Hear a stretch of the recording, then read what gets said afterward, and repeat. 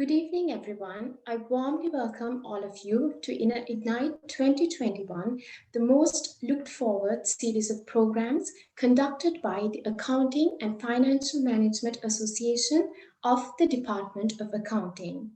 So I'd like to welcome the head of the Department of Accounting, Professor Haraiddar Kariyakasam, and also the panel of lecturers of the Department of Accounting and other lecturers and also the undergraduates.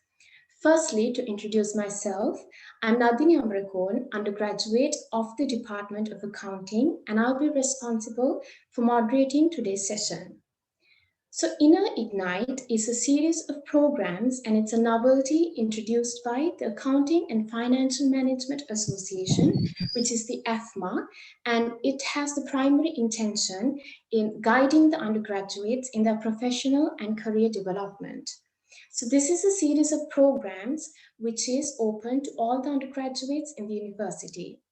And this is an effort which indeed has the potential in shaping up and transforming the lives of undergraduates.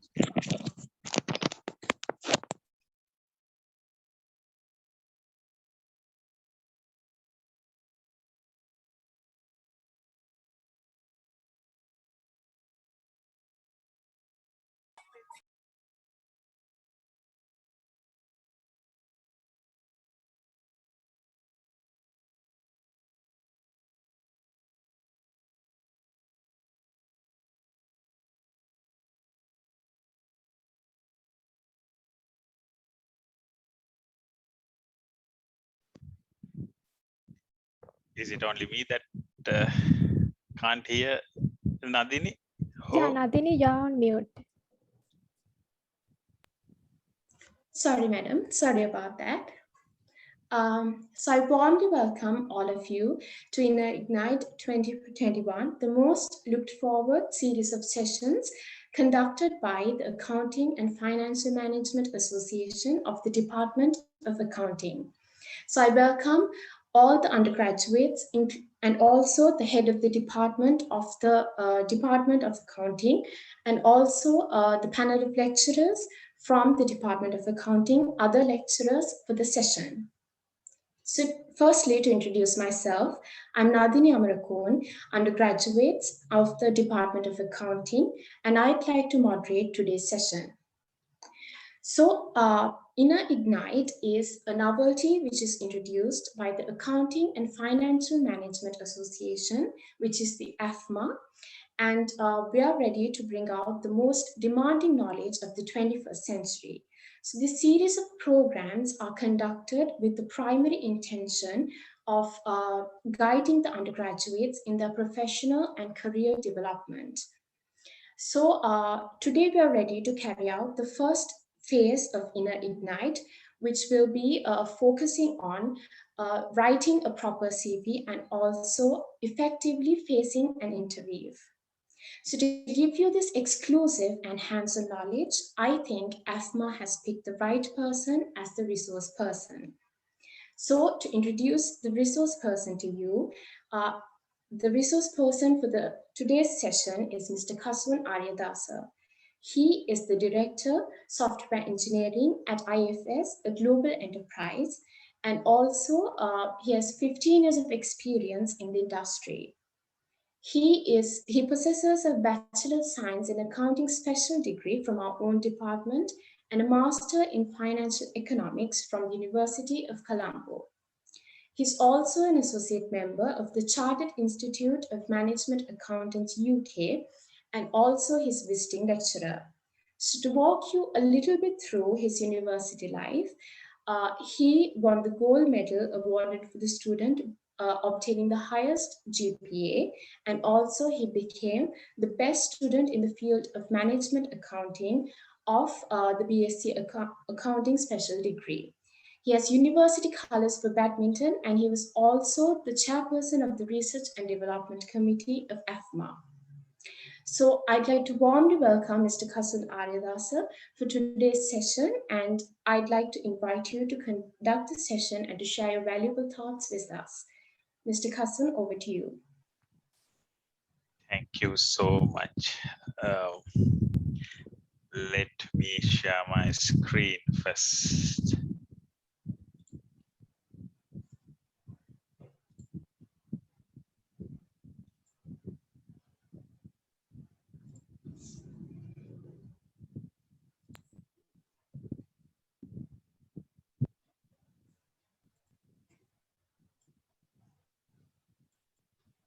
Just let me know when you can see my screen. Yes, sir, we can see. What can you see in my screen? The first slide or?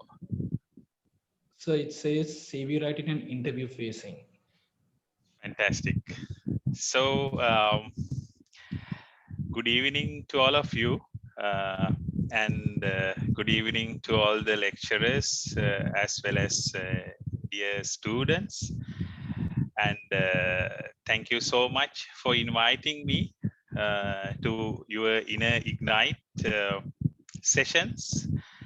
And I see this as a great opportunity because I got an opportunity to talk to the future of Sri Lanka. And I got the opportunity to talk to the set of people who has the capability to lift the country. I mean, we can start from the beginning, lift the university, lift the community, and lift the country as a whole. So it's a great opportunity and honor, and I should thank to the Department of Accounting for giving me this great opportunity. So the topic today is CV writing and interview facing, and we'll have a walkthrough on different aspects when it comes to CV writing and interview facing. And also I would like to share some of my first-hand experiences as well as some of the important things for you all to understand, because most of you will stepping to the commercial segment or commercial sector very soon. To start with, can any one of you recognize this person?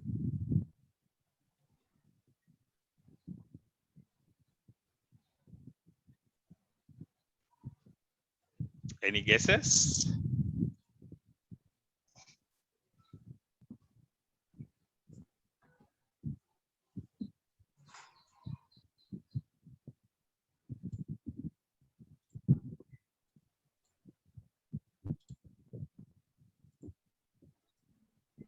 Any guess?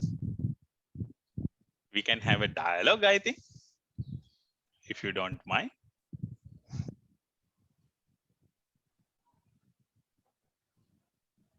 No.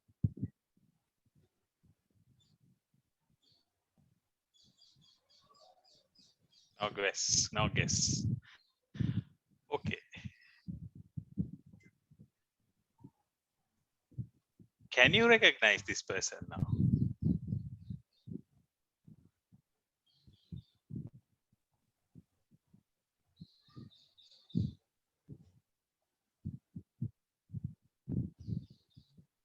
Yes.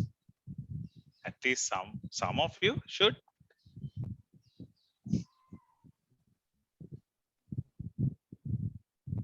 No?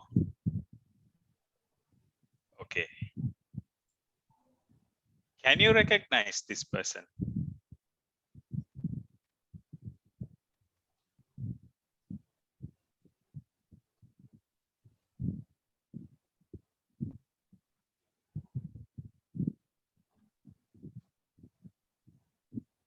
Yes? No? Can you hear me?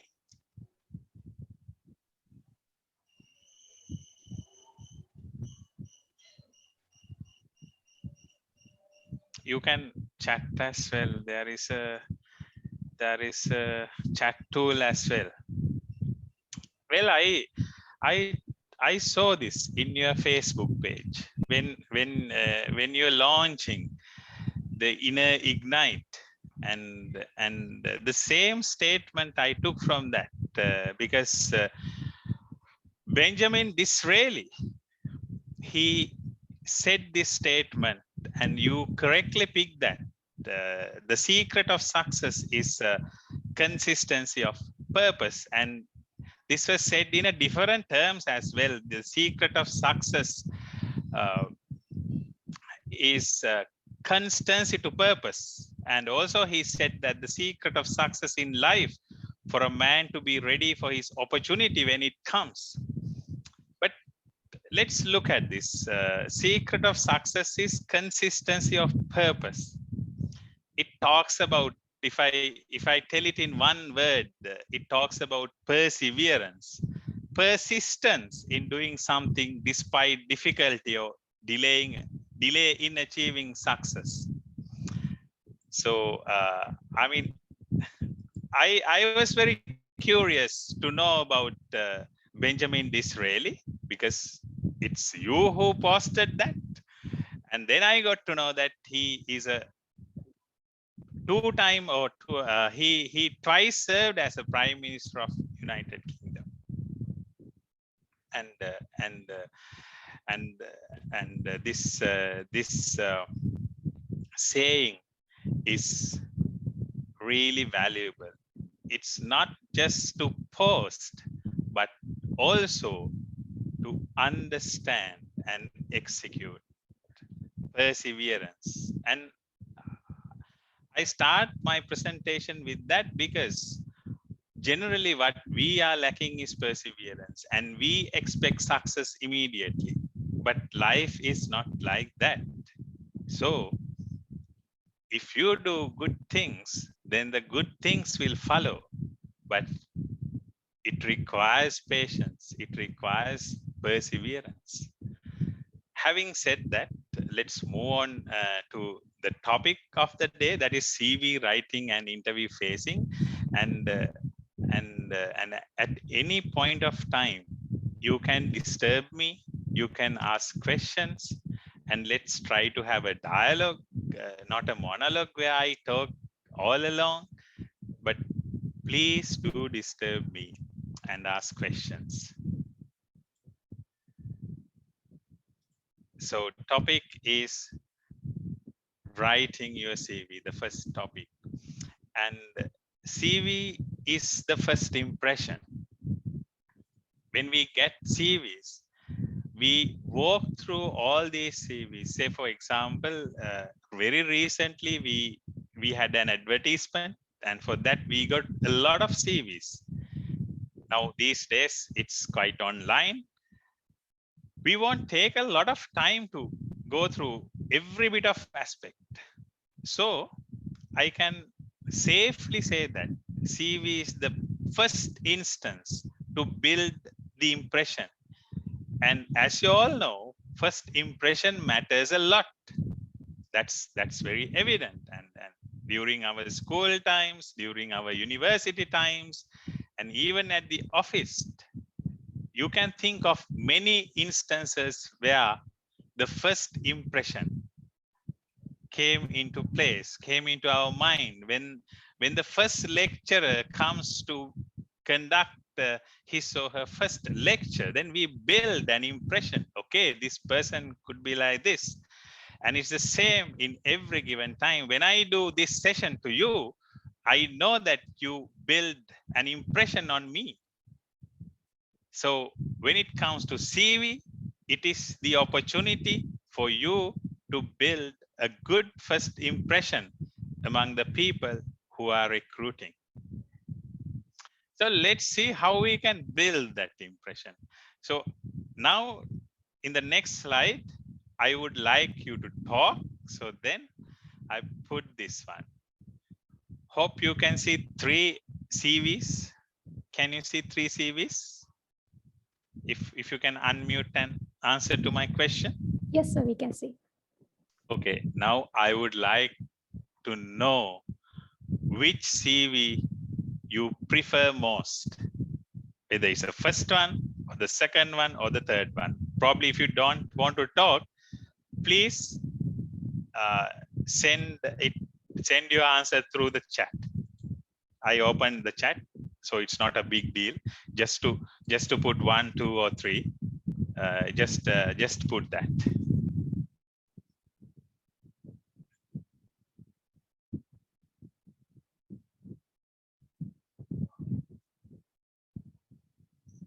Give your honest opinion.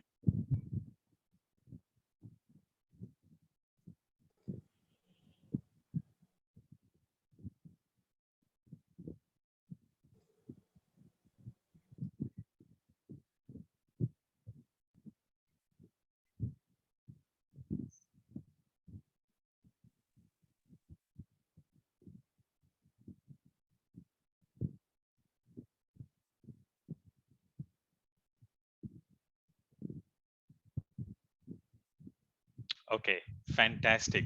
Thanks so much.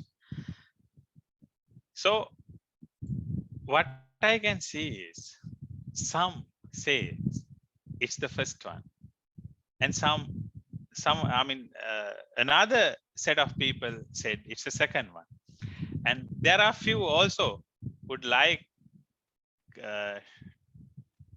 this third CV. Okay, so some people like the first one, some like the second one, and some like the third one. So what does that mean? There isn't anything called the best CV. There isn't anything called the best CV. And it is impossible to write the best CV, because from person to person, the taste differ. I would rather like the first one, but you may not like that first one, but you may like the second one. And someone else may say, well, I would like the third one. That is how it is. That's the nature. And we have differences, and it's perfectly fine. But what is important is that we design not the best CV, but the proper one. It's very important. So designing a proper CV is or should be your target, not to design the best CV, because it's impossible. So that is what I wanted to emphasize. And today, if you search Google, then you'd be able to find 1001 different CV types, different layouts, different user interfaces. So you can pick the most interesting one for you, or you can build your own one. But there is nothing called the best CV. And now we are stepping towards building a CV. So as I said, CV creates the first impression. If the CV is a mess, then it gives an idea about you, so that it's safe that if we can create a nicer one with the relevant content. And now we are move on to the content segment. So let's discuss that part as well. Let's build a CV content. Right? I can list down several things, but rather I thought of doing this together, so then it will stick into our minds. So let's build this CV together. So I will open up an Excel sheet. Hope you can see my Excel, and with your guidance and with your input together, we can build a good content for our CVs, or content for my CV. Are you ready for that? So building my CV, I'm going to do that. So you are going to help me how to build this CV. So what should be included in a CV? That's what we are going to discuss here. Let me check whether I got any questions. No questions from you. Okay, I will listen to you. Can you tell me what sort of things that should be included in your CV?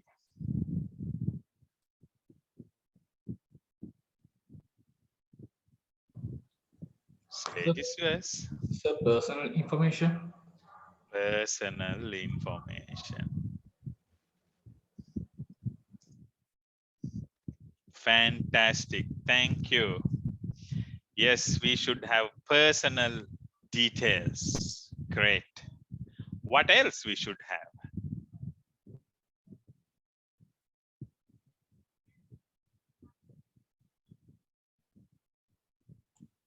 Sir, professional qualification. Professional. Indeed, indeed.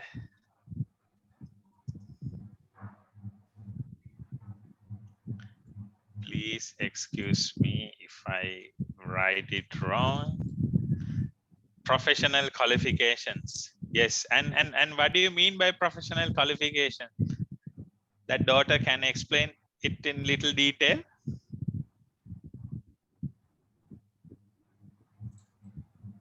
Professional courses. What are the professional courses that you are doing? Chartered. Okay, yes, yes, then you should mention them. Fantastic, thank you. And when it comes to personal detail, what are the details that we should have? So we can include our name and our contact details, etc. Name, yes, contact details. What else? Address. Address, yes. Age. Age, yes. Good. Then what else? Now, personal details we know. Professional qualifications we know. What else? So a personal statement. What do you mean by personal statement? About my objective, like my objectives and who I am, a paragraph. Okay, personal statement. Yes, why not?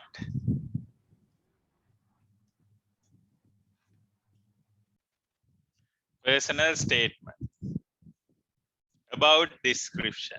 Yes. Sir, sir, what about work experience? Ah, fantastic. Yes, work experience. Yeah, that would be a really nice thing, added advantage to have it. Yeah, definitely. So major achievements. Achievements. What do you mean with achievements? Sports related achievements or academics, like that. Yeah, absolutely. So let's write achievements.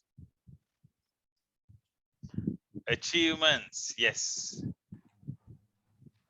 I mean, if I write it incorrectly, just correct me.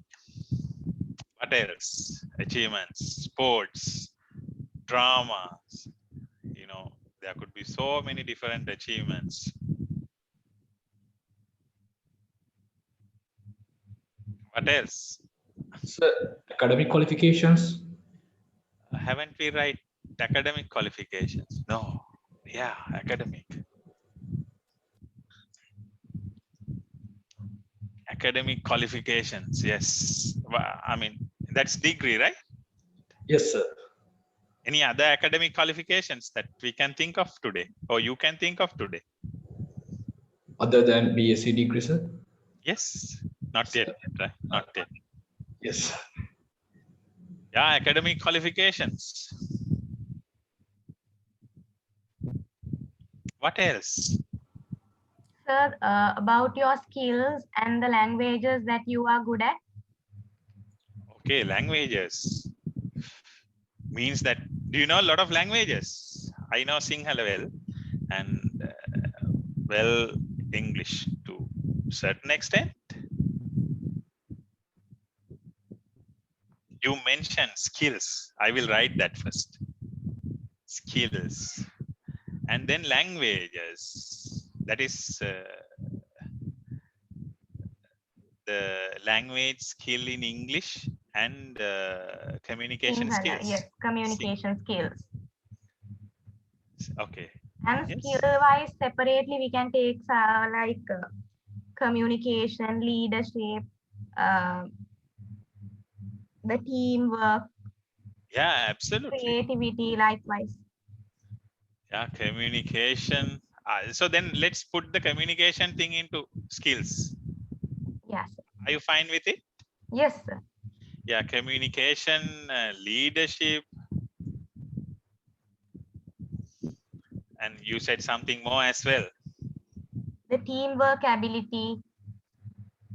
Teamwork, etc. Let's put etc. And what else? The extracurricular activities. Yeah, haven't we write that? No, achievements we wrote extracurricular, co-curricular and extra.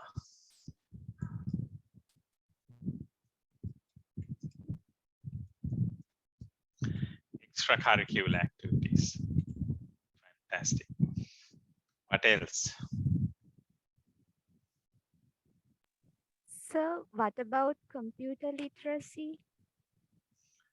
Computer literacy. Yes, why not? Okay. Light. I'm not sure my spellings are correct.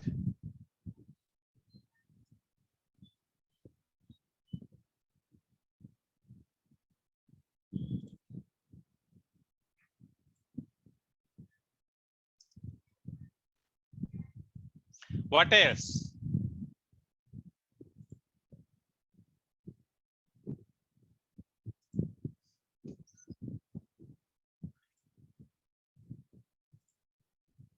So information about referees. Yes, definitely. Referees. Formatting has gone, I think.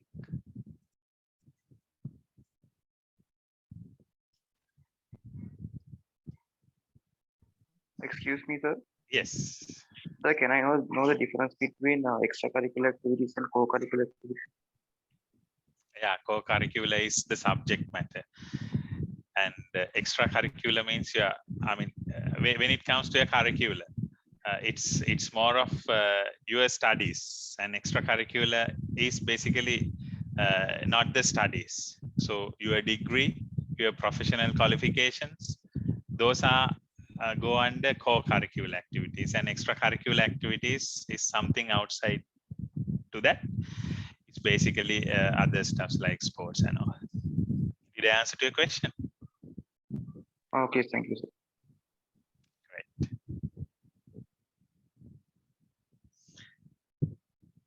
Yes, fantastic. I think we have built a nice content. So a lot of things, and I think if I move on, then some of them are put into the slide. When it comes to personal details, one thing that we can add is that could be better with a photo, right? And when I see CVs, I see whole different types of photos, but good to have a professional one, because we apply for an organization, and then they look for professional candidates, and you all are professionals, and you all are going to be professionals. So a photo from a wedding, or in front of, or beachfront one, under a tree. I'm not saying they are wrong, but rather have a professional one. It gives a different impression. And also career objective, have a simple, straightforward one, and not about, I mean, it's not required to write a lot when it comes to you. So probably to secure a challenging position in a reputable organization, to expand my learnings, knowledge, and skills, something like that would be handy. Your career objectives. And educational qualifications, both professional and academics, that you have to write. And when you write it, be precise on what you are writing. BSc Accounting from University of Sri Jayewardenepura, and if you have a GPA, and that is to get a better attention, I would say. If you have a first class, yes, why not putting that? If you have a medal, yes, and make sure to write the most important things, right? If you have a national level certificates, all island certificates, just put the precise information on that. Then you can forget about all the provincial, district level and the zonal level ones.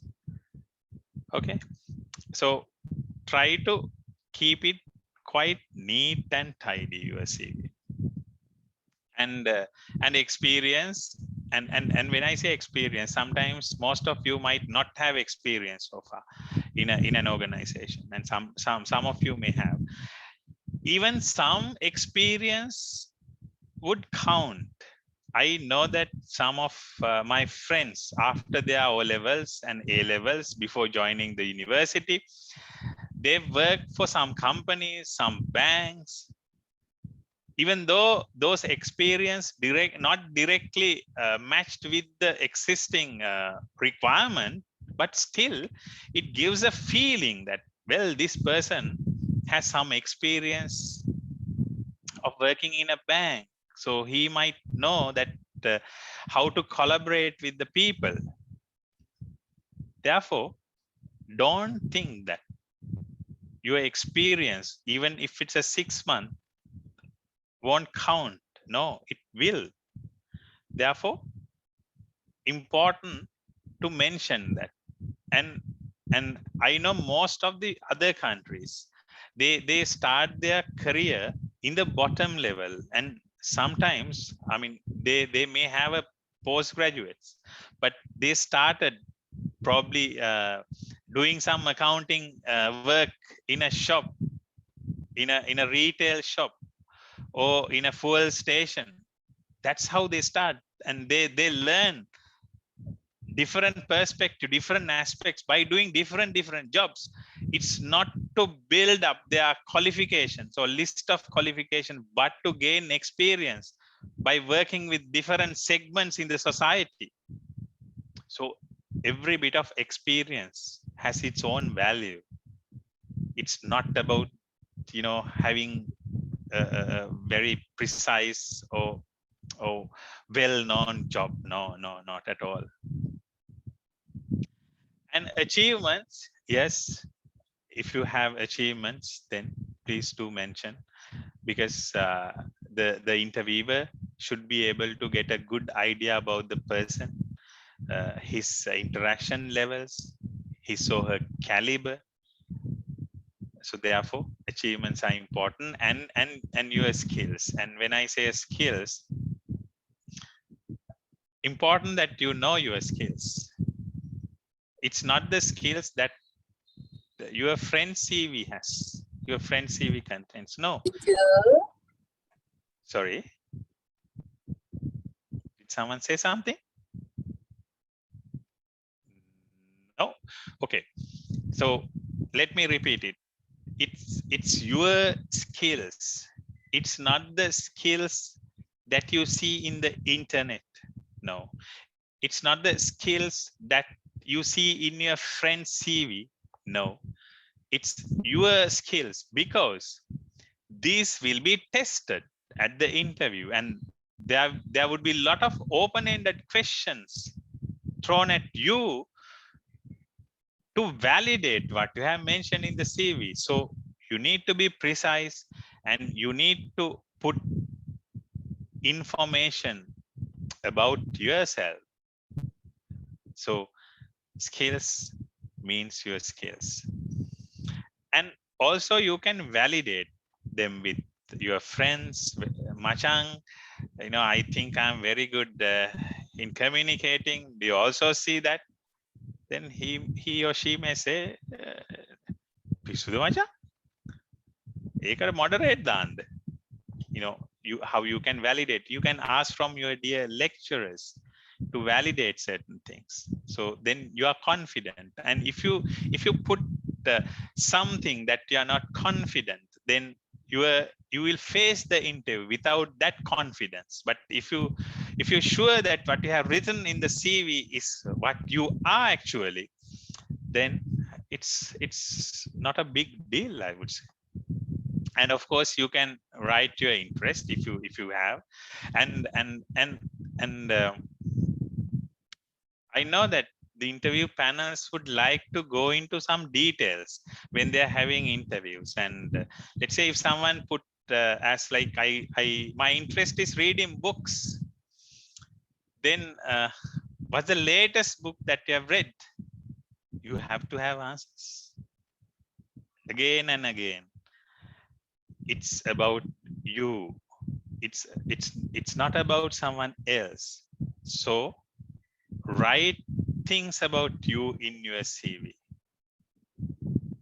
Okay, and referees, some put referees and some don't, and it's not a big deal. And upon request also you can provide referees. And when it comes to referees, it is said that non-related referees the company can contact and get some idea. I mean, if they shortlisted you for the next level or the final interview, then they will call for the referees, and they will call the referees to get a better understanding on you. So simply these are the contents. And one thing I have to tell you, which I didn't, that is the career objective. And when it comes to career objectives, again, I'm reiterating, it's your career objective, and it's not your friend's career objective. It's not what is there in the internet.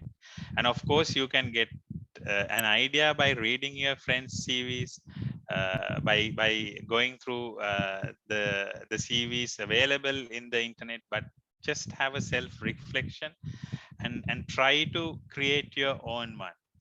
And I've noticed that especially for the graduates and the undergraduates coming after these career development programs on CV writing, they tend to have same career objective, same type of CVs, same format. So that gives the impression that that these people lack the creativity. So where is the creativity? Creativity is to understand yourself and put it in a in a nicer way, and distinguish you from others. That's required. So it's about you, not about anyone else. So these are the content that that we discussed and that we agreed. Do you have any questions from this?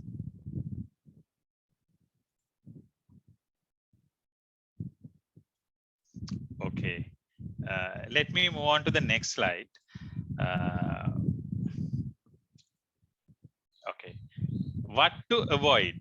What to avoid in your CV? The first one is attempting one fits all.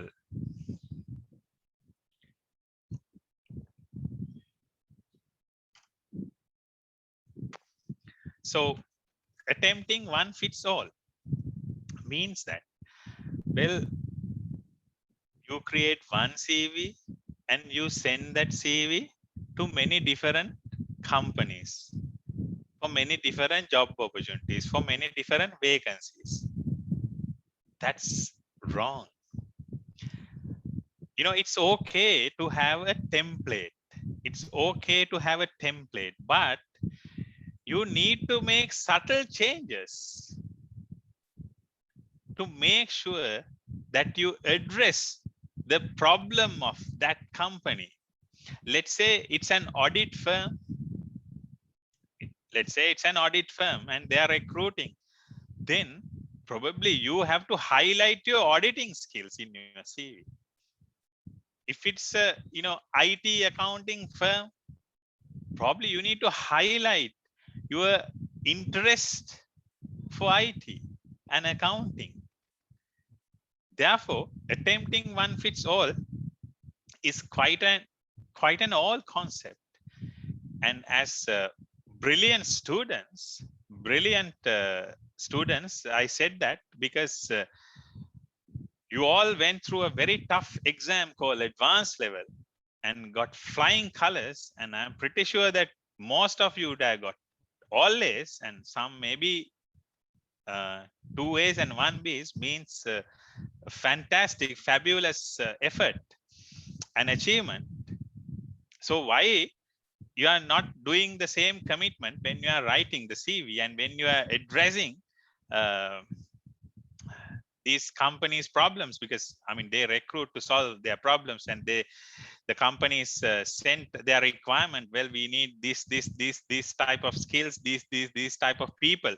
Then you have to showcase that you have that skills, you have the right mindset to grasp that particular opportunity. So one CV or one template would not solve. So important that you have that in mind, so that now you know that depending on the requirement, you make some small tweaks here and there to address those requirements and send the CVs. That's very important. And typos and grammatical errors, please review your CVs. You can review them with your friends, and of course there could be a lot of friends with good language skills.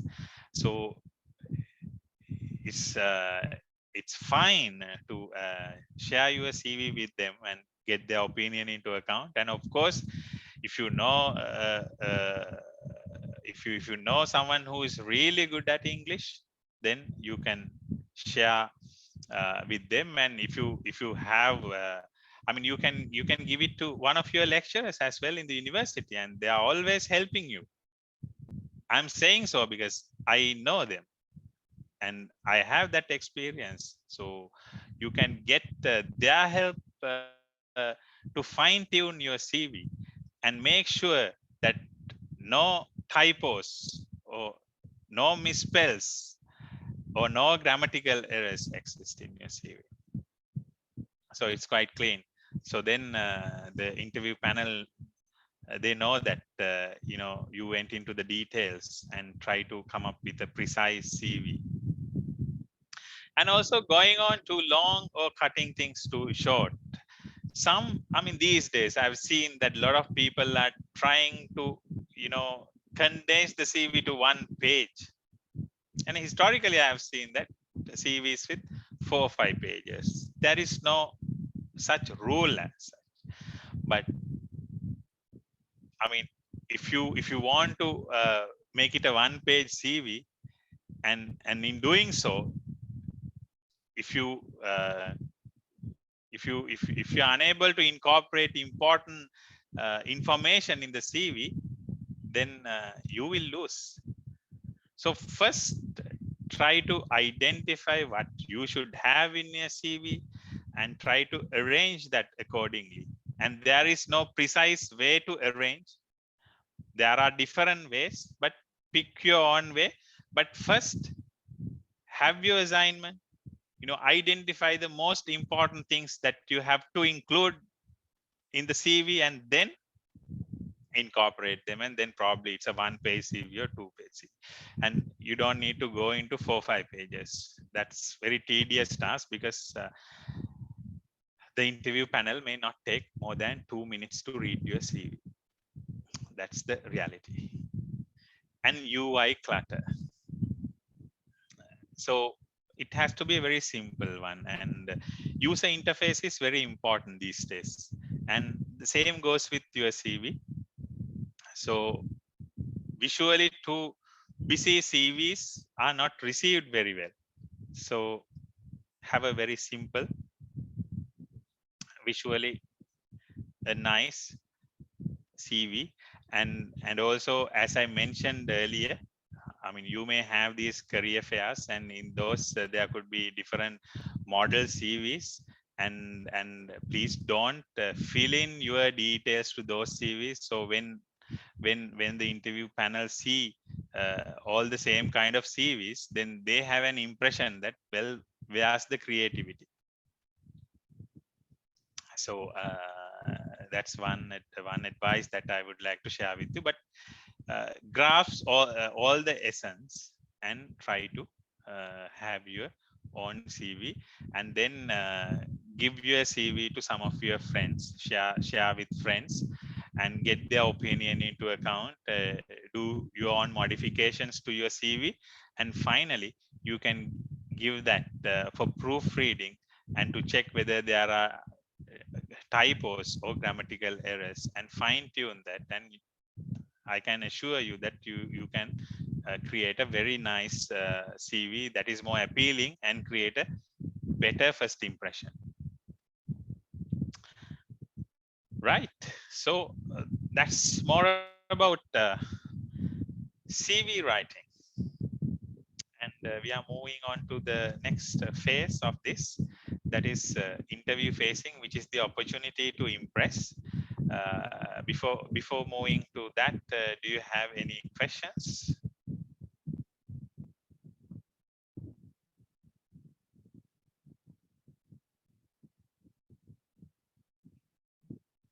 Okay, no questions. Fantastic. Crystal clear, I suppose. Facing the interview, now you have sent your CV to the company, and company is very impressed after seeing your CV and the content of it, and now they call you for an interview, and the interview panel is in front of you. That is the opportunity. I mean, you have already impressed them with your CV, but now this is a greater opportunity for you to impress. When it comes to business organizations, they see several attributes from you, and I try to put down some of them. This may not cover everything, but this came to my mind actually. One is motivation for the job. It's very important that you apply for the jobs that you really like. It's not just sake of applying, but you have to apply for the jobs that you really like. So then you will talk with more enthusiasm, and motivation for the job is really essential for companies. And they may ask why you applied for this job, and then you have to have some answer, some really a nice answer to impress them. So it's about impressing the interview panel, interview board. So for that, first thing, most important thing is the motivation for the job. Where I should progress in my career. Is it pure accounting? Is it IT accounting? Is it my own business? Then what is the company that I should pick in order to gain the experience?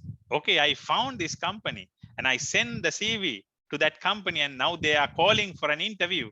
And then, if that is the right job, then I will talk with lot of motivation. Then I am impressed. So then that can be seen from my face, from my body language would be totally different. So motivation for the job is something organizations will look as one of the very important or key element. And required knowledge. So they will, of course, verify your knowledge. And when you say you are from the Department of Accounting, University of Sri Jayewardenepura, Department of Business Administration, or Human Resource Management, or Finance, that gives, it's great to be part of those departments. Yes. Then they will check, well, okay, you are from the Department of Accounting, That's brilliant. Then what you have learned during those 2 years, they will throw some questions to you to verify whether you are really into accounting, you are really into finance, really into business administration or accounting or marketing or your domain knowledge or your domain area. That they will check. And your academic and professional background will definitely help. Sometimes some interview panels, when they see your profile, your academic and professional background, sometimes they will not ask questions from your strengths, from your most competent areas, because they know that you anyway know or have that knowledge, so they will then test different things. So it's always important that you grow professionally as well as you have solid background, solid academic background. And experience and accomplishment, they will check. And relevant experience, I mean, you can specify your experience, but the companies will verify the relevant experience, because not all the experience will have a direct mapping to the job requirement. And in the meantime, they will verify your analytical and creative thinking ability, your willingness to learn ability, and they will throw you open-ended questions. Because in open-ended questions, there is no right or wrong answer. It's up to craft your own answer for those things. So they will throw a lot of open-ended questions to you. And here, my advice to you all is that you need not to create answers. You can be honest to yourselves, and it's all about reflecting yourself. Okay, so that's very important. Sometimes what would happen is, if you try to be little more creative unnecessarily, then that will tarnish your goodwill, and that will be a factor to not to select to that organization. So honest answers are what is expected from all the organizations. And another factor is communication skills. I will touch this bit more in detail, because communication is really essential. And when it comes to communication, I think now most of the organizations in Sri Lanka, they have a global presence, and they have clients around the globe. They have partners around the globe, and they have they have presence around the globe as well. Therefore, whether we like it or not, English is very important. It's not just the language skills, but also the communication skills. I said whether we like it or not, because I really don't like. Actually, I didn't like, but that's the demand. So that's a force. If I do not adopt, then I will fail. So I want to stress that to you all. English language skills, communication and presentation skills are quite important these days. And if you are good at the English, think that there are plenty of room for you to improve on. Please take necessary steps. And if you think that you are not so good at, you have plenty of time to improve.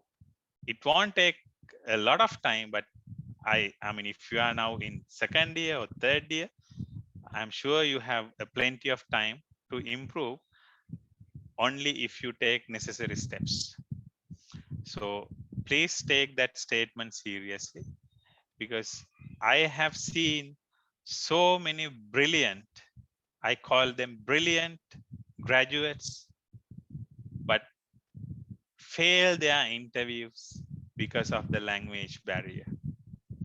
It's so sad because they are so brilliant, a lot of creative ideas, but we can't put them in front of our customers, our partners. So then they will fail. So therefore, it's very important. I mentioned this because I mean I came from an area where my English was very poor by that time when I was in school in Matara district. So English was the toughest subject for me during my school time, and I tend to get low marks for that. And during the school time, I tried my best, and also I can share my experiences. Just after my A levels, I started doing CIMA, and first few subject that was maths, quite straightforward. Financial accounting we did in A levels, management accounting we did in A levels, economics we did that in A levels.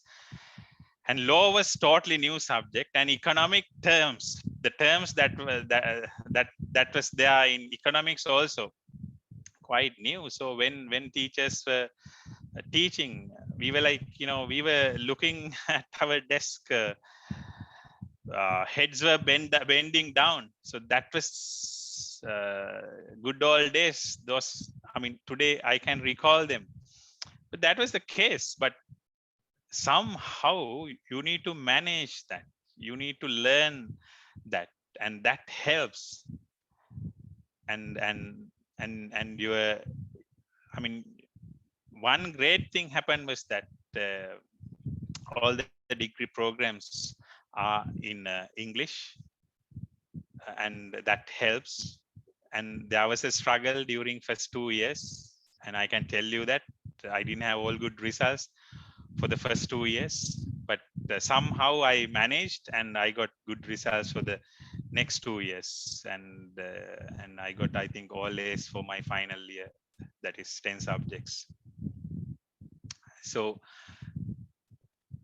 that's a journey, and you have to face that, and you have to overcome that. And if you do not face that, then you can be a failure. I use can because I really don't want to learn English, because that's not my I would say the native language, and I love my language, Sinhala.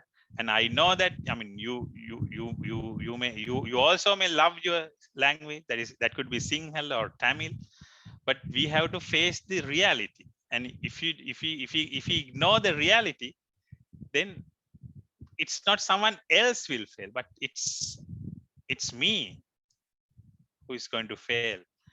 So I emphasize that fact little detail, because I work for a company that has a global presence, and I have to interact with colleagues, customers, friends, clients, partners all around the globe. And if my English is poor, then I will suffer, and probably they will not recruit me either. And if you ask me, other than English, what I should prioritize, or what I should look more from a young undergraduate or a graduate, then this is that: values, attitudes, and culture fit. So you can be a brilliant person in terms of your qualifications. You can be a brilliant person in terms of your experience, and you may have a lot of certificates, national and international level, and a lot of achievements, and your language may be, super quality, exceptional presentation skills, but values, attitude, and culture fit is a must. So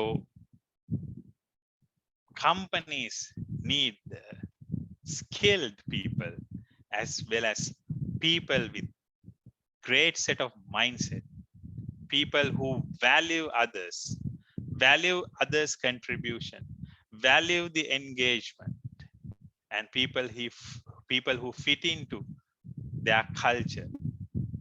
Then those people will lift the culture of that company to the next level, and the culture will be maintained. So in a nutshell, these are some of the key points that a company are looking from a graduate or an undergraduate, or when they recruit someone. And to give more emphasis on values and to make it more interactive and deviate from a monologue, let's have a small activity. According to you, what are the values a person should have? According to you, what are the values a person should have? To help you out in this case, I put one value that a person should have, that is kindness. So shall we build something like that we built earlier? What are the values a person should have? Now think of yourself and think of what you want, okay, from a good person, what sort of values that we expect. Yeah. I will write. Also, please excuse me if I misspelled anything. Yeah. And someone, okay, kindness. Kindness.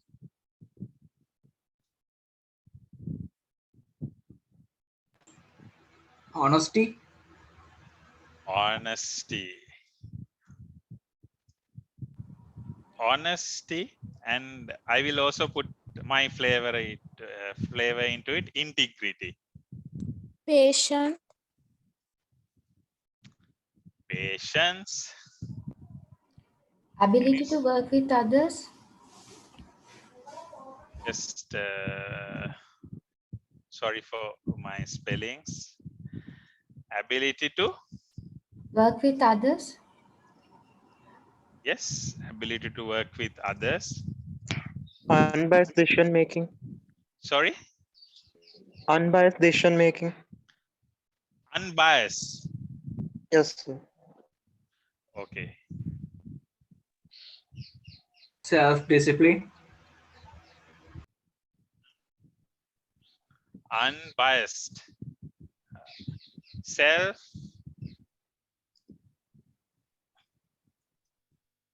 discipline. Empathy, humanity. Respect to others. We'll put empathy. Humanity. Respect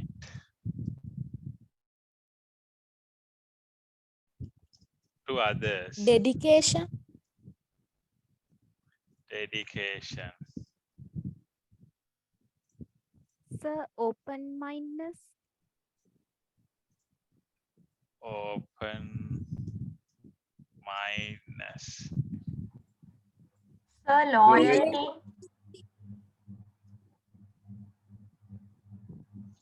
Loyalty.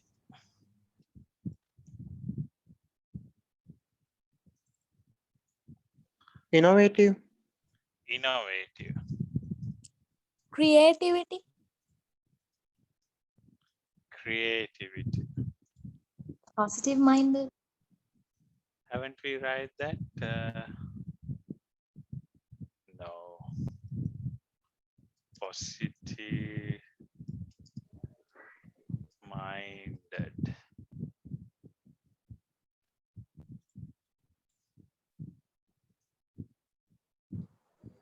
Ability to keep confidential information.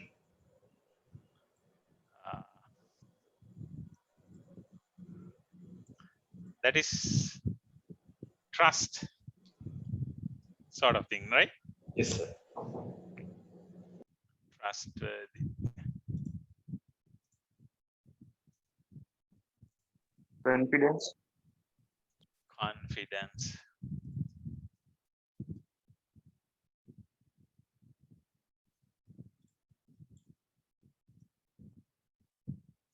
What else? What else?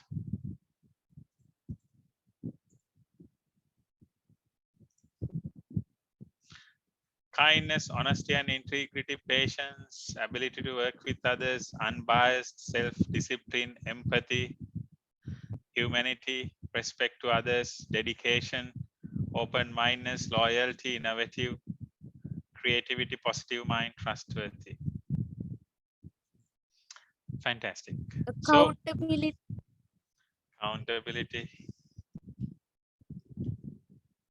Okay. Visionary. Visionary.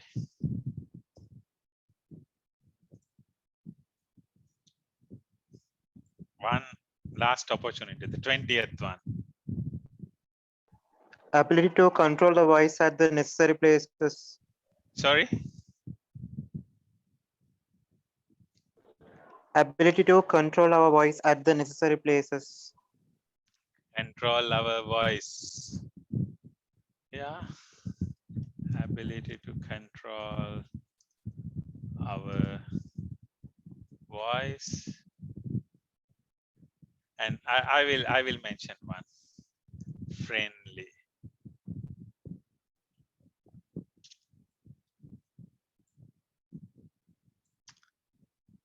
Great.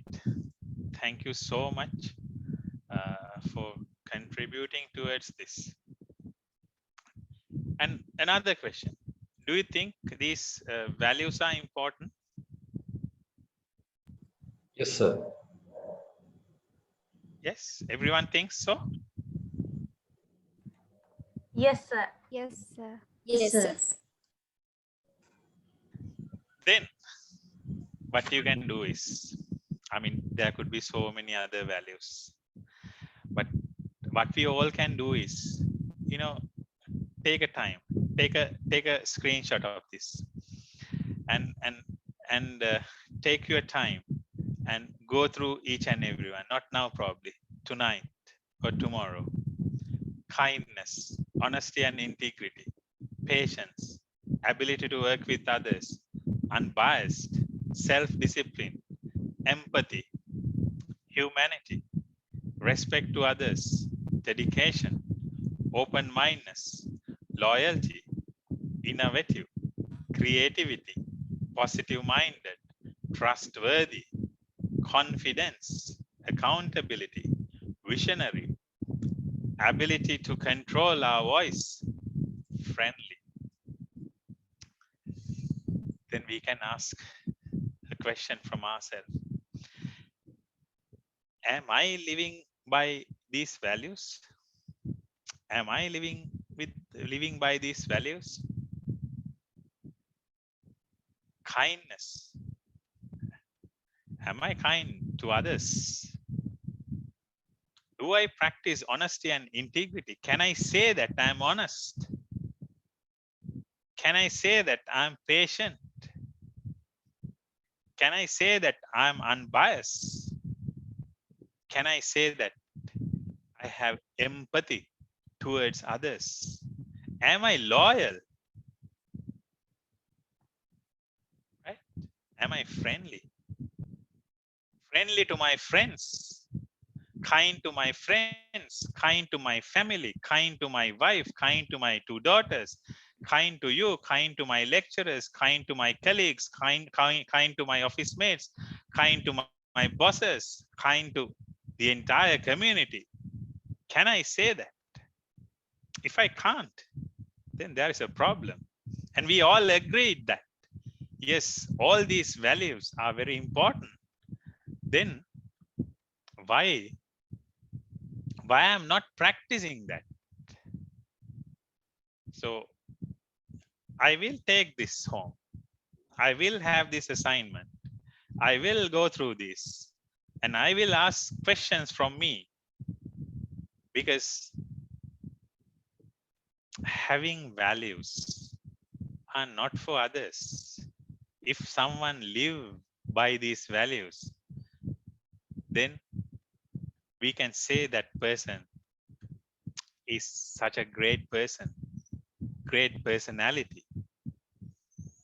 And we can Google and find a lot of values, but it doesn't have any sense unless if we bring them to our lives. So I sincerely request you to think about this. Try to map this with you and see where you could improve, because I think at the end of the day, values are, I think values stays over your skills, over my skills. So that is the message that I thought to pass to you.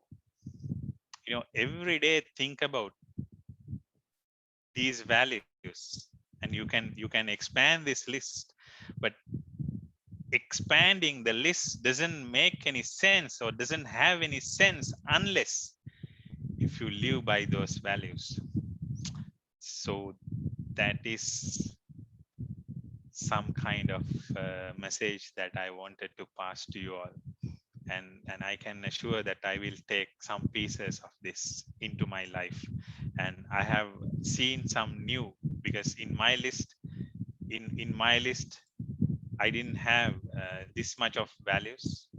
My list was like this, but now with your help I managed to build this tree of values, so that I should go and reflect myself whether I really live by those values, and you could do the same. And then I move on to a different topic, I would say, because now you have sent your CVs and now you face the interviews, and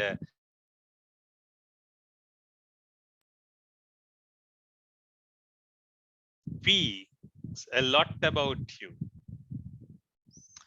So if I wanted to know your values, if I wanted to know your behaviors, and if I want to know your attitude, they are now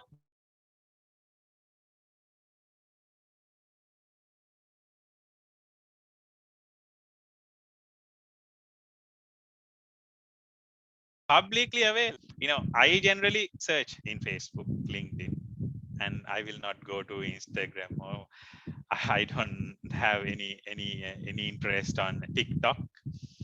And I know people have YouTube channels and they're active on Twitter, but social media, you know, you have to use them wisely, because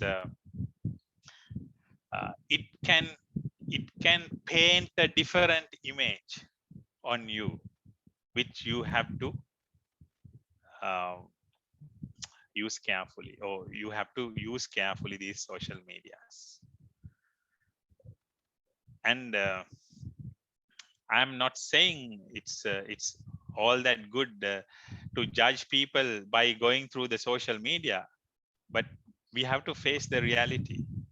And I can tell you that I have a brother. I have one brother actually, and he's having 3 sons, and one is in grade 6, and he has 2 YouTube channels. And the reason one was unboxing of a 20 rupee coin, which was released by the Central Bank of Sri Lanka. And he was saying that this is the first unboxing video of the 20 rupee coin. You see how, I mean, I'm not saying he's doing a good thing there or a bad thing there, but even the small kids are using or having YouTube channels. But important thing is that your profile is publicly available. So I want to emphasize this. Please use them wisely, because companies, organizations are following these and to get a better understanding, better view on you and about you. And also would like to talk about some of the essentials that anyone who are facing an interview should have. The preparation is really important. Now you apply for a company and you are about to face an interview. And even before applying, I recommend you to know about the company. If you are applying, let's say if you are applying John Keel's Holdings, then know about the company, know about the company culture, know about the career development, know about how you can contribute to that company, know about how you can benefit from that company, know about your career development. So preparation is very important. And in my days, we had internet, but it was not filled with a lot of information. But if you want to know, now everything is within your reach. You can Google and find a lot of information. A lot of information are available. So why not use them? Preparation is important. Preparation before applying for the job. Preparation before facing the interview. Absolutely essential. And also dress and appearance, because from these people will build impression how he or she is dressed up. Very important. It's about your hair, it's about your nails, it's about your body odor. It's, basically, please don't have a lot of fancy stuffs with you. You will be judged, and it's an interview. Interview is a place that the interview panel is going to judge you, your behaviors, your attire, how you sit, how you come into the interview, what you talk. Are you prepared for it? So these are very important things. And your body language. I have seen that when asked a question, some people are looking here and there when answering. Okay, can you explain about yourself? My name is Kasun. I have an accounting degree. I like to watch movies, and I'm a bit into quizzing. You look here and there. Eye contact is very important. And how you keep your hand, your posture, really, give give opportunity to build a lot of impressions. Please do keep in mind. It's these things are, don't take these things lightly. So preparation is the first segment.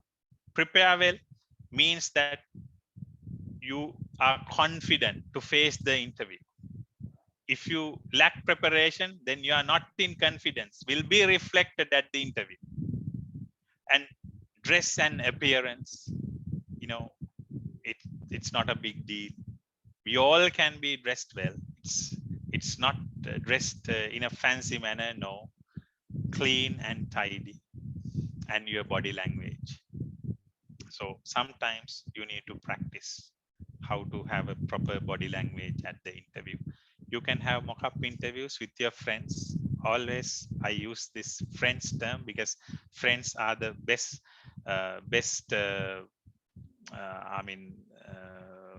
best colleagues, or that is where we can get a lot of criticisms as well, because they openly comment on us. So it's very important that we get the benefit of having good set of friends.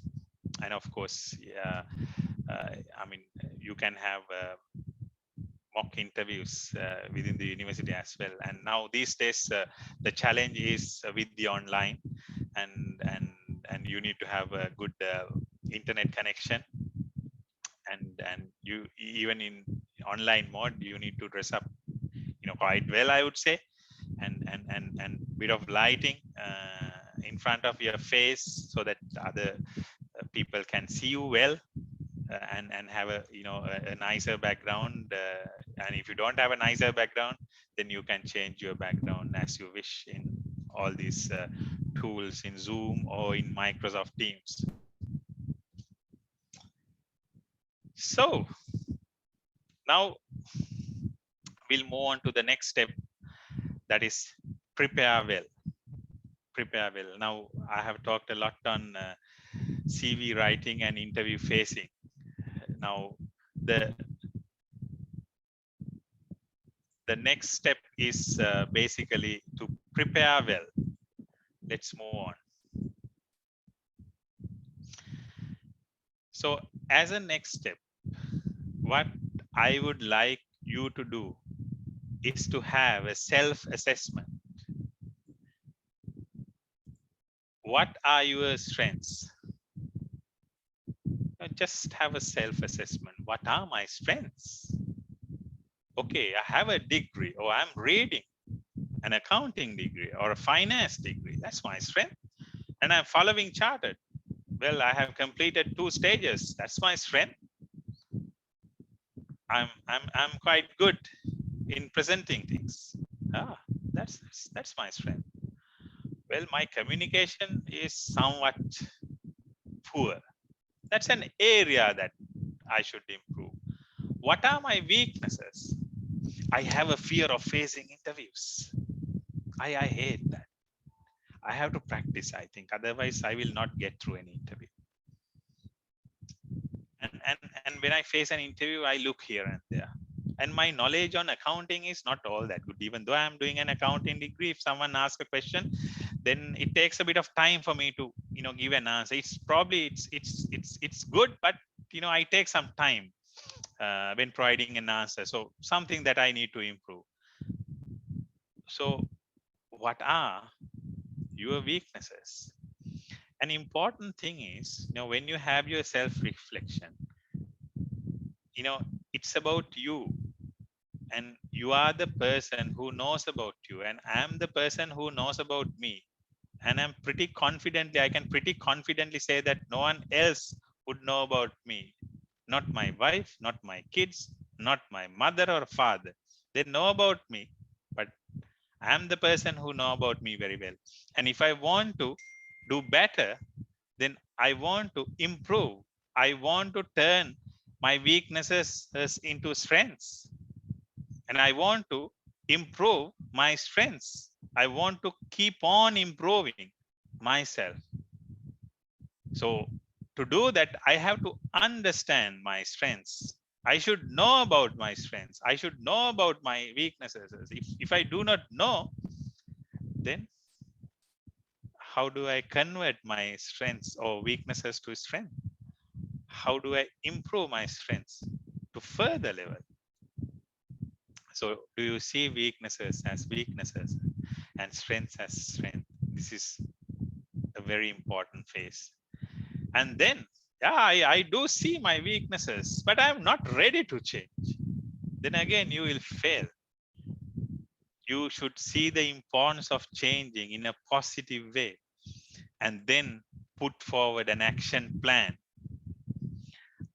Okay, I should improve my English. Yes, I have poor results in my first 2 years.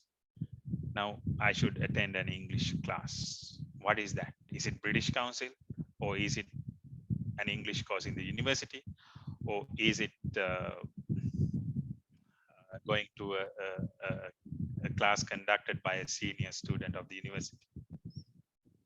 Okay, let's try the third one, which is more convenient and less costly.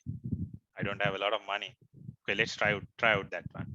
Also, I can use the library to read a bit more, and I can get a grammar book and to read and understand the grammar. That's good.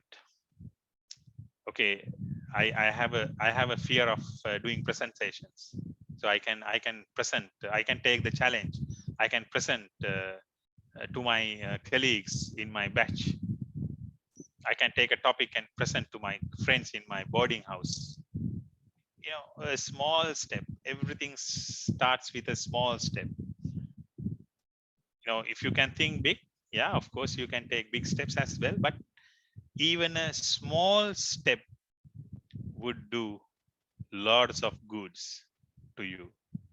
So you have to have an action plan, and this is applicable to you, to me, to anyone, because progressing or improving is not something that would finish till we die.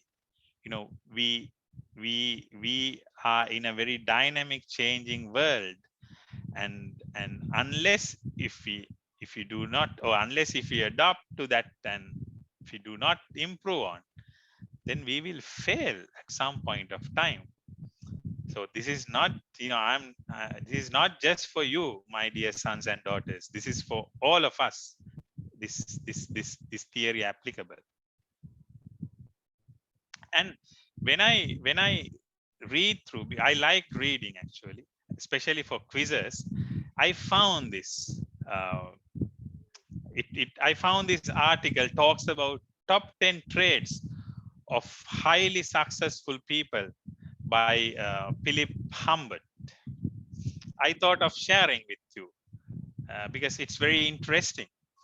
But beforehand, I would like to open up the stage for you to ask questions if you have any. And I can drink some water. I don't have Coca-Cola, so I drink water. Sir, excuse me, sir. Yeah, I can hear you. Sir, I have a question. If we really don't know an answer for a technical question, then how should we handle that situation, sir? Yeah, then we need to say that we don't know. So, important thing is that we should not paint any falsified picture.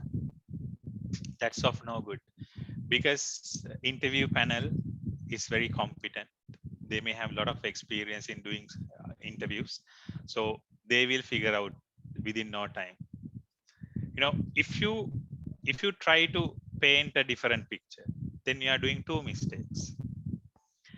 One thing is you don't know the answer, then interview panel, they will get to know that.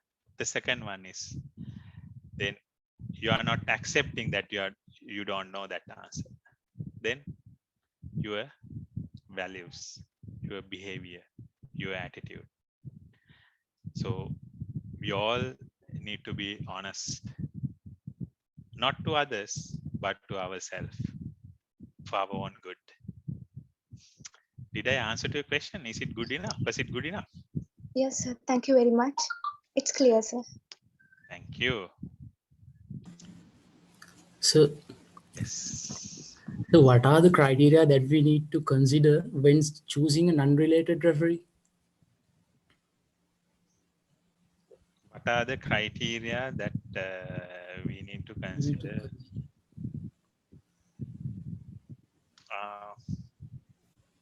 It's like this.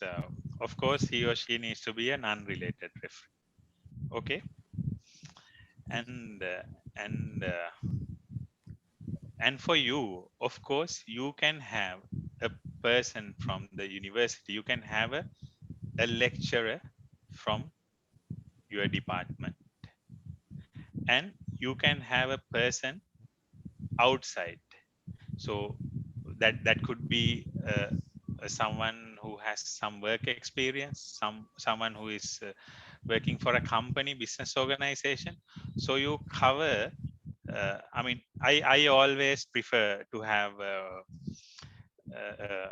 someone from the university, and my one of my referees is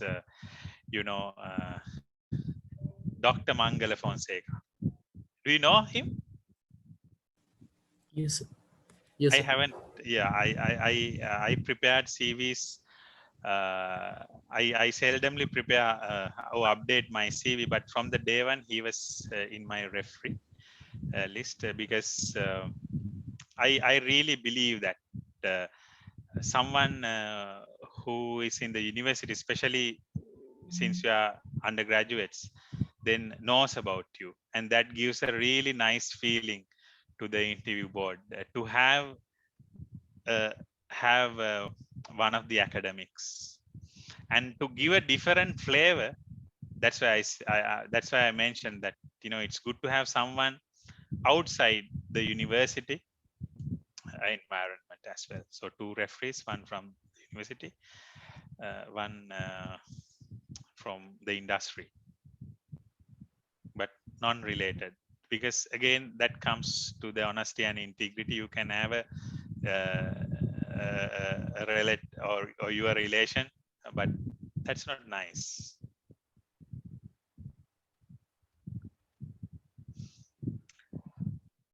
Yes, so let's move on. I have half an hour. Let's try to I think I'm quite okay when it comes to my pace. Top 10 traits of highly successful people by Philip Humbert.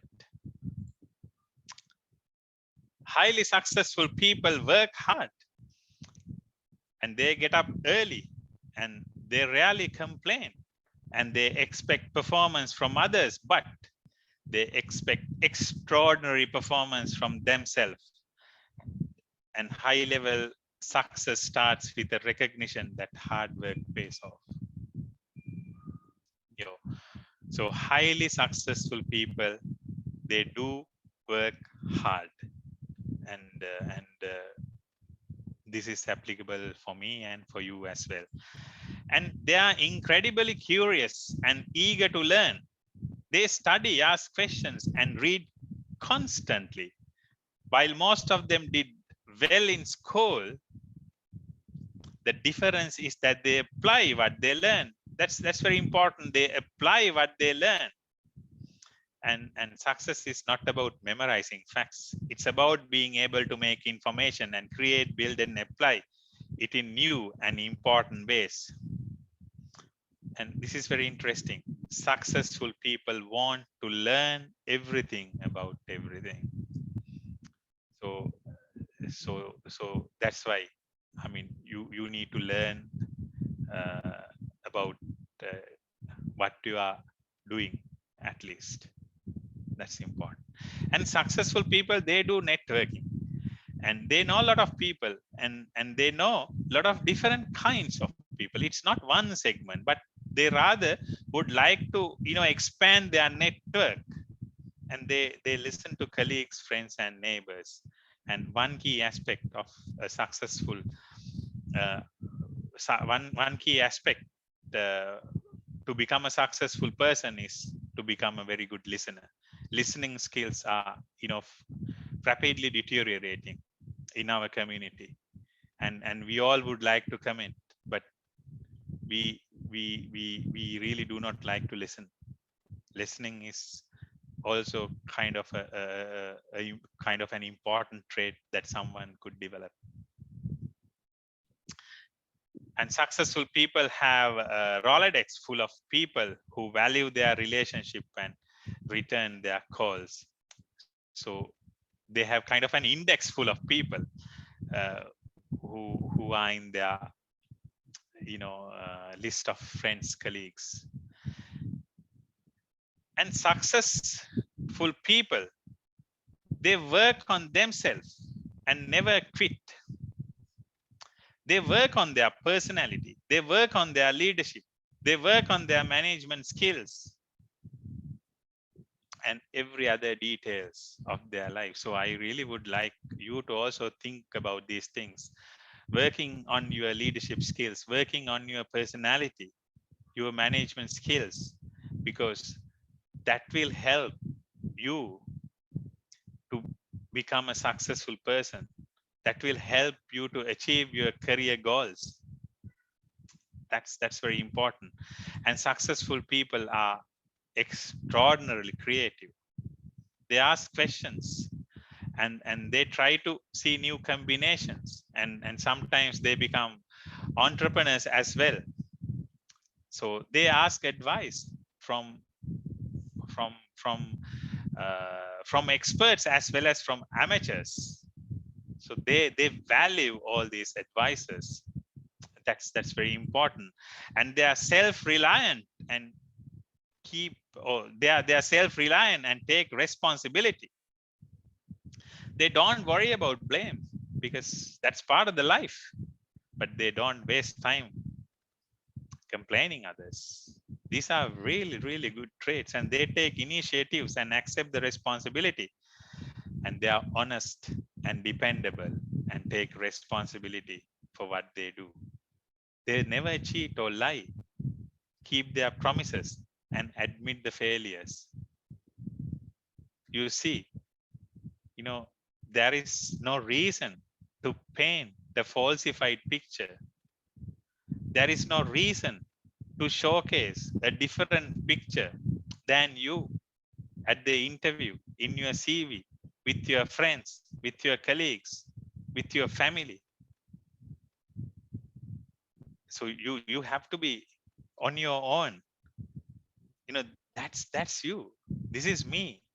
And if I try to paint a different picture, then I can't paint it forever. Then I will fade out sooner than later. Therefore, why I should do that? No, I have to be my own, and I improve on in terms of the values that I live by, in terms of my skills, in terms of my personality. Those are really, really key aspects, and they are usually relaxed and keep their perspective. Why I should panic? There is no reason to panic. If I know my potential, if I know my strengths, if you know your strengths, if you know your potential, there is no reason to panic.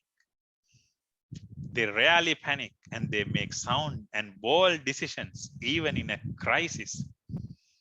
So successful people stood up in a crisis situation. So that is where the most difficult but most unique decisions can be taken. They live in the present moment. So this time is the most important time. Let's take the benefit of it. And we should be thankful that we got this time. And they look over the horizon to see the future. Yes, they live in the present, but they have one eye on the future, because improvement is eternal. And we all need to improve. That's very important. Improve in terms of our skills, our behaviors, our attitude, values. And they respond instantly. When they see an opportunity, they will make the call. It won't take a long time for them to make a call. So it's quite instant. So they are quite confident on themselves. So why take time to make decisions? And nowadays technology and a lot of things are coming, blooming, and successful people take the advantage of it to improve their lives as well as improve the life of the entire community.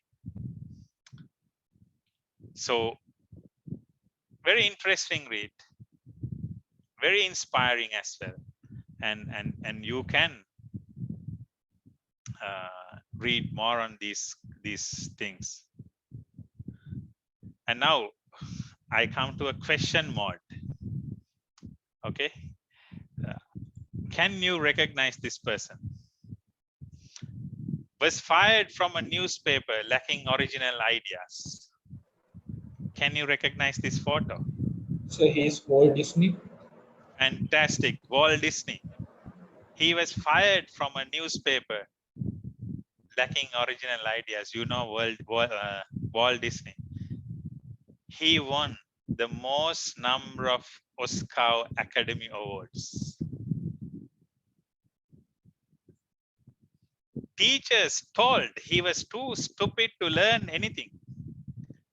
Work was not better, and he was fired from his first 2 jobs for not being productive enough.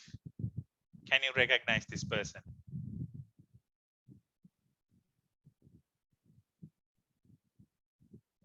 Is it Thomas Alva Edison? Wonderful. Yes, Thomas Alva Edison. No guess is required here. Did not speak until he was 4 and did not read until he was 7, causing his teachers and parents to think he was mentally handicapped. Slow and antisocial, Albert Einstein. So we can get a lot of examples from the society that sometimes, sometimes, or probably most of the times, success won't follow us the same pace that we would like it to follow, like it to be followed. No, we may fail, you may fail, and I might fail, but who cares? At some point of time, we will win if we live well, and if we do better things, then those better things will follow us at some point of time. Therefore, my request is to be patient and continue doing good things, continue doing great things. And it says that many great achievements did not come overnight. Often they were preceded by many false starts and difficulties. You need to maintain your faith that you will soon succeed in small things and in time in great things. Never give up on your dreams. You will succeed sooner than you think.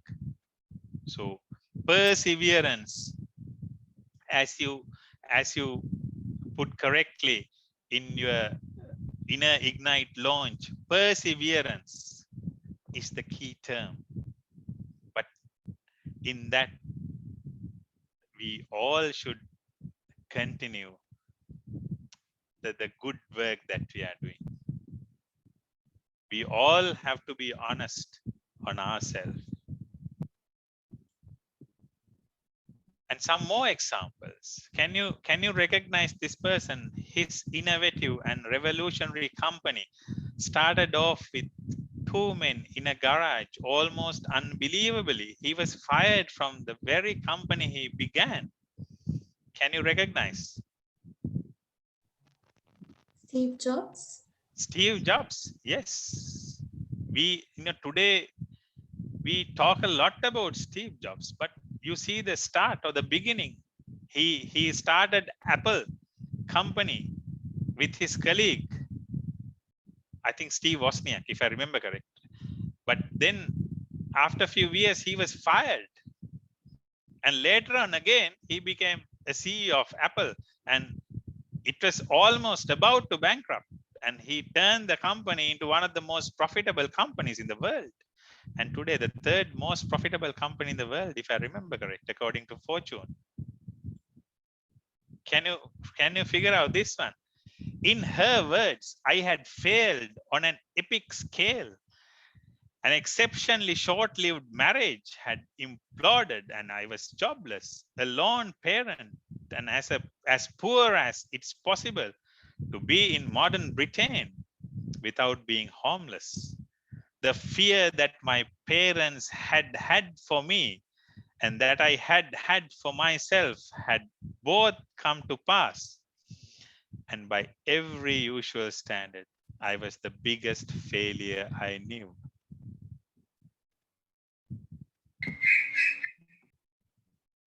J.K. Rowling? J.K. Rowling, author of Harry Potter. You see, success won't follow us immediately. We have to be persistent, perseverance, and wait and see. But even if it comes bit late, even it's late, still we should not deviate from our path. That's what I want to stress. You know, we really need to live with our values. We really need to believe our skills, our strengths, and we really need to live by our values. That's key. And if not, then success may not follow us. And I have a very interesting video that I thought to share with you. Let me see whether I can, just let me know whether you can hear the sound as well, sound effect.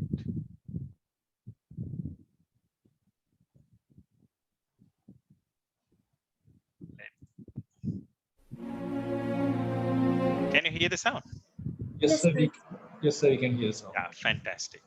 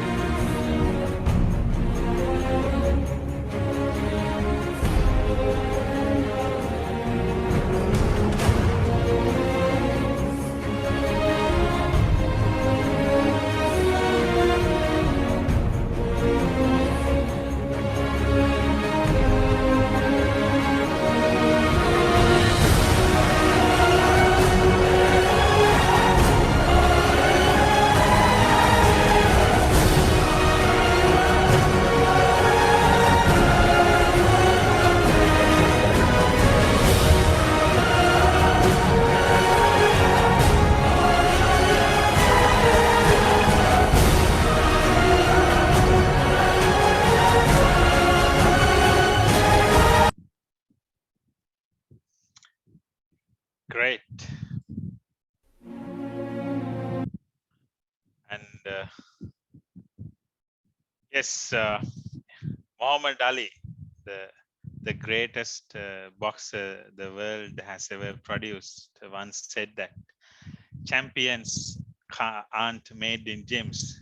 Champions are made from something they have deep inside them, a desire, a dream, a vision. They have to have the skill. This is the key word. They have to have the skill and the will, but the will must be stronger than the skill. So the will must be stronger than the skill. So if you have the will, then that's what is required. Then you know how to be successful, how to face challenges, how to win challenges, how to convert your weaknesses to strengths, how to improve your strengths and become a renowned person in terms of skills, in terms of attitude, in terms of your behaviors, and in terms of values. And once I read this book called Who Will Cry When You Die, written by Robin Sharma. And it starts with this, the first chapter start with this, and this is a proverb of Latin America, or it was an American proverb. And it said, son, when you were born, you cried and the world rejoiced. Live your life so that when you die, the world cries and you rejoice. So I put this here because sometimes, I mean, we all do to improve our career, improve of to find a good organization to work for, and to find a good position, and advance in the career, and to get a good life, comfortable life. But to me, it's not always the case. It's success is not all about profit, or not all about the higher salary, or not all about luxury cars or big houses. I think it's about happiness. So if we can live with or live by our values, then what I can say is the results will follow and we all can be happy. So that's the essence of the entire presentation. Yes, we need to prepare.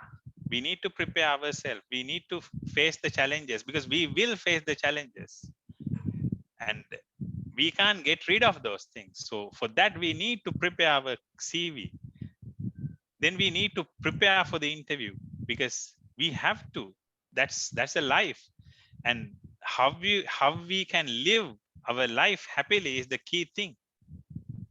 So I can say that, you know, having a higher position in the career ladder, yes, sometimes it will make you happy, but not always. Having a luxurious car or BMW sometimes would make you happy, but not always. So happiness is within yourself, its definition. My definition is not your definition. So you need to define what you should have, or how can you be happy? How can I be happy? Then strive towards that. And in that, live by your values. Results will follow. So with that statement, I think my presentation is over. So if you have questions, please do raise.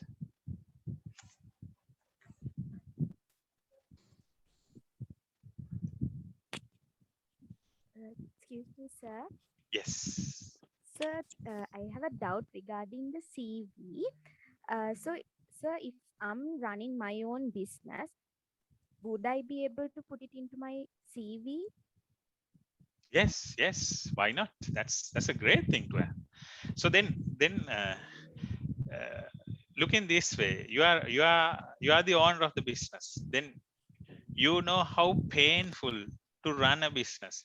You know how to deal with your employees, how to meet the deadlines, how to satisfy the customers, which is a big experience and exposure to you will definitely be an advantage to you if you put that in a correct way at the interview. Okay, sir. Thank you, sir. Yeah, that's fantastic. So you can be an entrepreneur. Sir, I have another question regarding that question, sir. So sometimes would it create an adverse impact if we are applying for a government job? Because sometimes I think that it is illegal to have a business for a government official, sir. Is it true, sir? Actually, I don't know that. So I don't have any facts to prove. But if you have that information, then probably a government job might not be the correct job for you. But from my end, actually, I don't know to answer to that question. I don't have information, unfortunately. Sir, do we need a cover letter for a CV when they didn't request it? If it need, what kind of content should we include in it?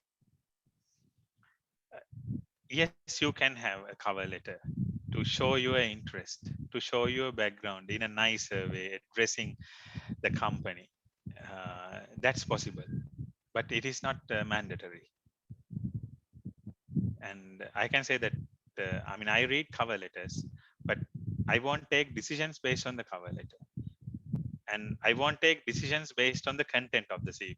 If it is, I mean, if I have UI, if I see UI clutter, if I see mistakes, and if I see grammatical errors, grammar mistakes, if I see typos, but I still, I mean, if I feel that that person meets the requirement, then I take an interview. Thank you, sir. But Excuse me, sir. that may not be the case in every instance. So that's why, I mean, we have this session, so you to have a nice CV as well as to face the interview with confidence. Sorry, I have another question. Please go ahead. Sir, how to respond when they are asking salary expectations and salary negotiation? Because we are asked questions like these when facing first interview. Yeah, then you have to have your salary expectation.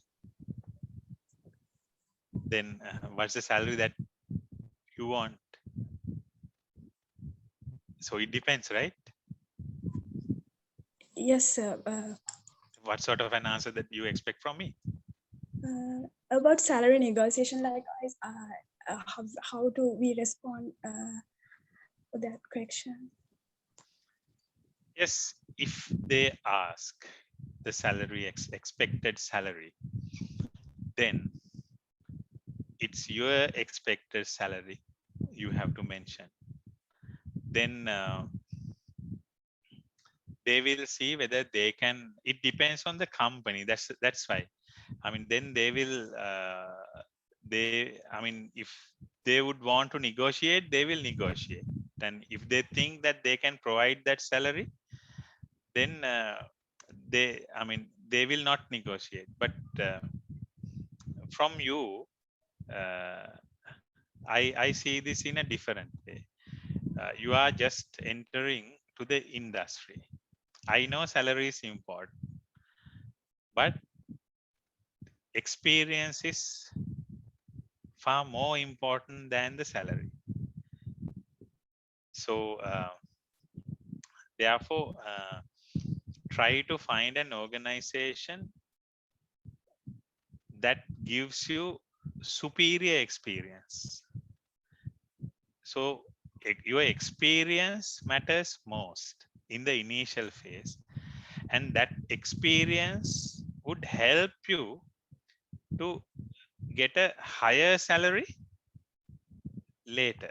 So salary will follow the experience, the exposure. So focus on that. I think that's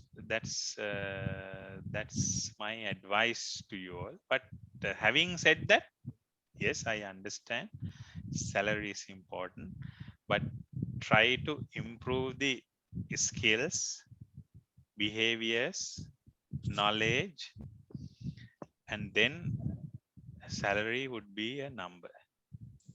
Okay, sir. Thank you very much. Sir, I'm talking Yes. about the social medias.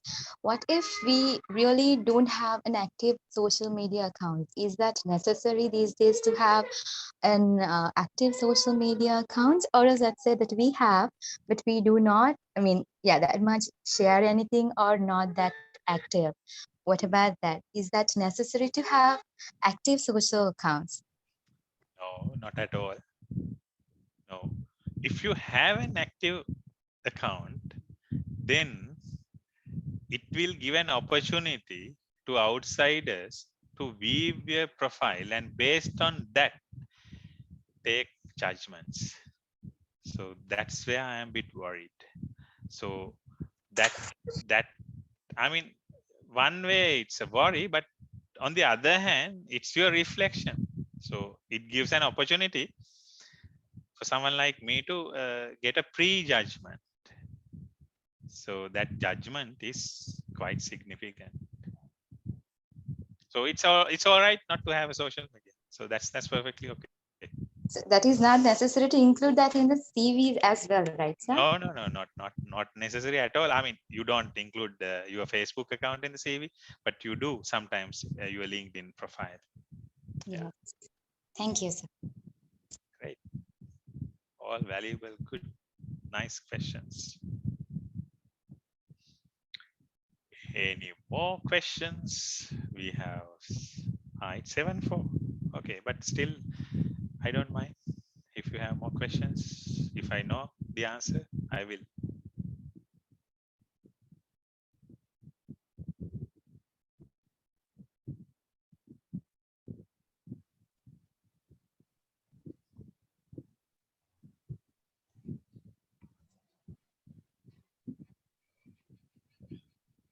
Please do remember, values, attitudes over skills. That is the key. And you will have a lot of opportunities, a lot of time, if you consciously think to improve yourself.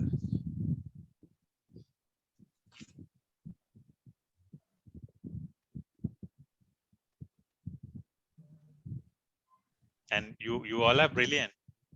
That you should know that. That's a fact, because you all come to the Faculty of Management Studies and Commerce department, or in the University of Sri Jayewardenepura, taking best results. So best of the best. That's how we call you.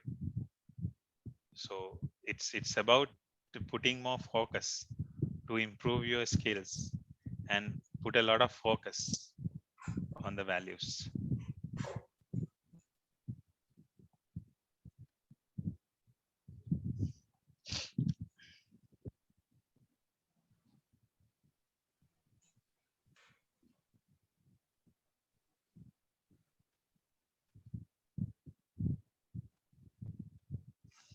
Any more questions?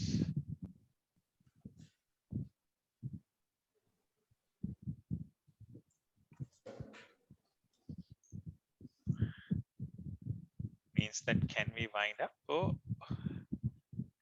Do you have? Yes, sir. So thank you very much for your valuable insights.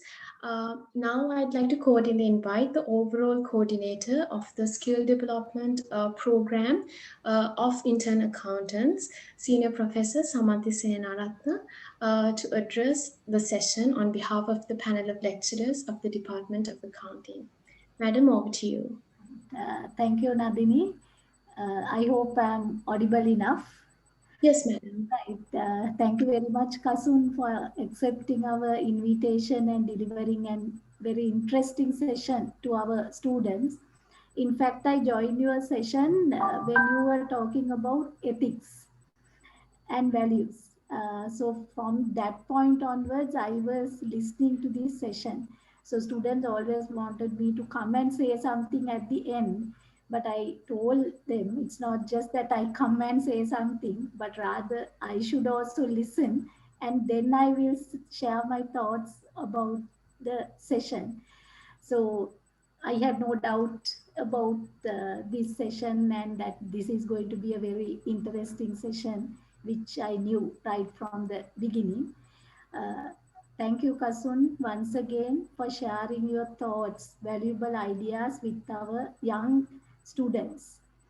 So the younger generation of the department needs the support of the seniors. So Kasun, you have always done that. Today it was another occasion. Even Kasun's brother Chatura, now who is at Central Bank of Sri Lanka, holding an important position, was an alumnus of Department of Accounting. So they have been very active students during their when they were undergraduates of the Department of Accounting, and they have been very active as members of accounting alumni as well.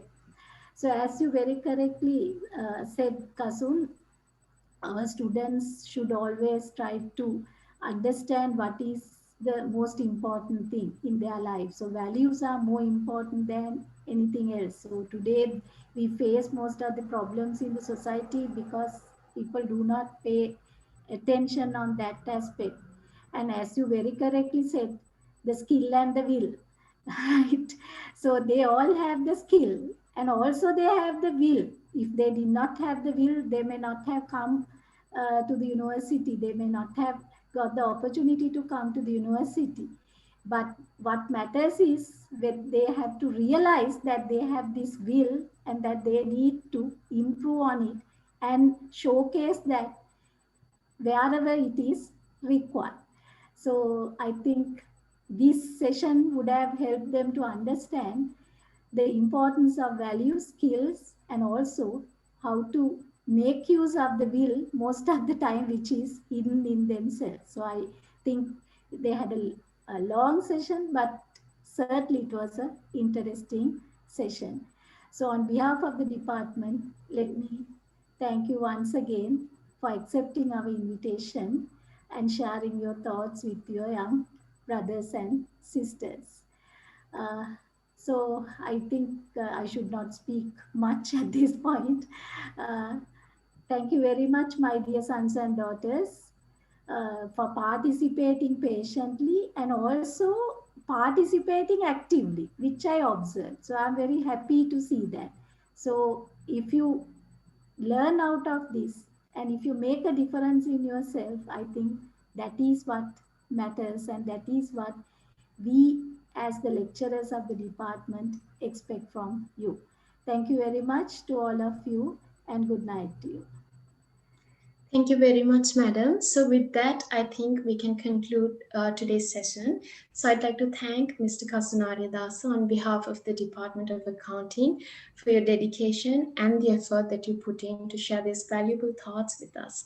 Thank you, sir. Thank you very much. And also, I'd like to thank the head of the Department of Accounting and the panel of lecturers of the Department of Accounting, other lecturers for their guidance, and also for AFMA for organizing this event. And finally, for everyone who took part in this session for your valuable participation. So before concluding the session, I'd like to make a small request from all the participants in the Zoom session to switch on your camera so that we can take a group photo, which we can add as a memory of AFMA. Mr. Kasun, there's a small request. Can you stop sharing for a second, please? Yeah, sure. Thank you, sir. Thank you very much.